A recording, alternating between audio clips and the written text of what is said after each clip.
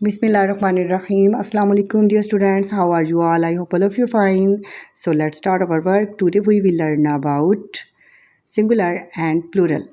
Singular मतलब एक चीज़ one cat, one apple, one book, one pencil. एक चीज़ को हम singular कहेंगे. ओके.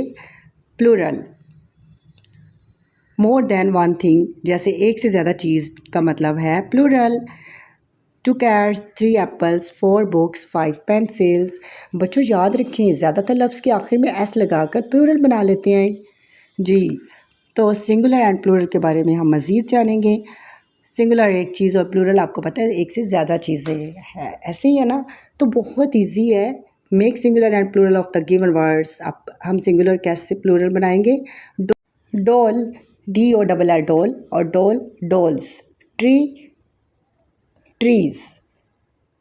एस लगा दिया हमने ट्री के स्पेल के साथ. चेयर, CHAIR चेयर, और चेयर्स एस लगा दिया. बॉल्स, BALL बॉल, और बॉल्स हो जाएगा BALLS balls. Stars. Birds. Bags.